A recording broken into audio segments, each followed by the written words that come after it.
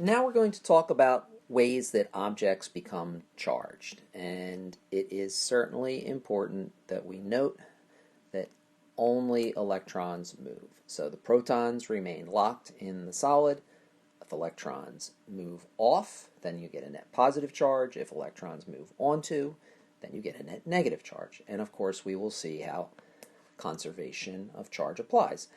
Now, charging by friction, I think, is a method of charging we are all familiar with. If, in the wintertime especially, you are combing your hair with a rubber comb and your hair gets all staticky, it's electrostaticky, it begins to stand on end. Let's understand a little bit about how that happens. Well, what is happening in that case is that electrons are moving off of your hair and onto that vinyl or rubber comb.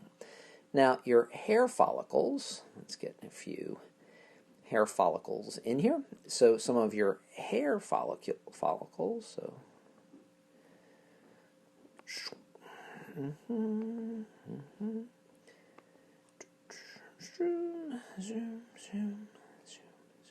So your hair is standing on end because it has acquired a net positive charge, and since like charges repel, they mutually repel, and they will end up standing on end.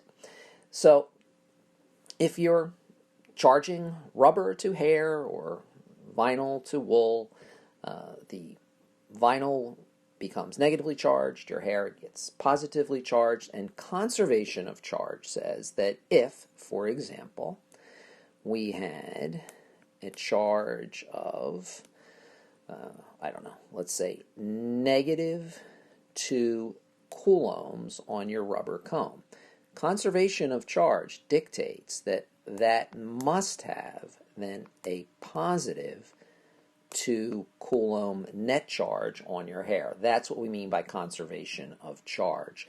The fact that these two have to be equal and opposite. Well, we can, of course, have the opposite situation given the appropriate materials, and you do not need to memorize the types of materials that will be given to you, but just so you know that if you have acetate, which is a clear plastic, and we're going to use kind of plasticky clear acetate strips when we do some lab work, or glass, a little more dangerous because those strips could be dropped and broken and have sharp edges. But if we were using that material and we rubbed cotton or silk against it, we would actually be scraping the electrons off, charging by friction onto the cotton or silk, would have the net negative charge, and then that net positive would be left on the acetate or the glass. Now, charging by conduction presumes that we would have some net charge to begin with. So, for example, here, if we start with a negatively charged cylinder, so it has excess electrons on it. And let's say in this example, we started off by saying that we're assuming that it starts with a charge of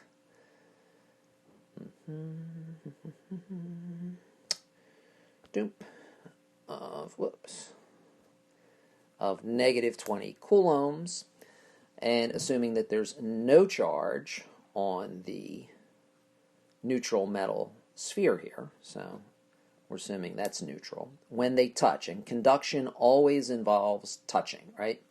You conduct because it flows by touching from one object to another. And let's say after they touch, you got -3 coulombs. So the charge is all redistributed, they flowed, and now they've stopped. Which, by the way, we're always studying the stopped condition. We're studying electrostatics, so not the actual flow. Flowing charge, when we do circuits and current, we'll study that later in the year.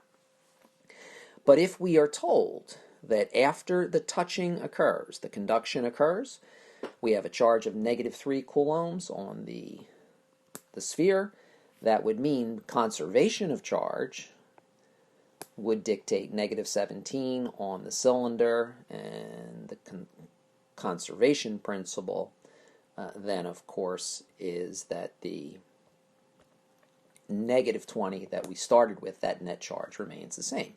So the third type of charging we're going to talk about in our next lesson is charging by induction. That's a little more involved than what we've talked about here. But as always, get complete annotations onto this page of notes, and we will move on.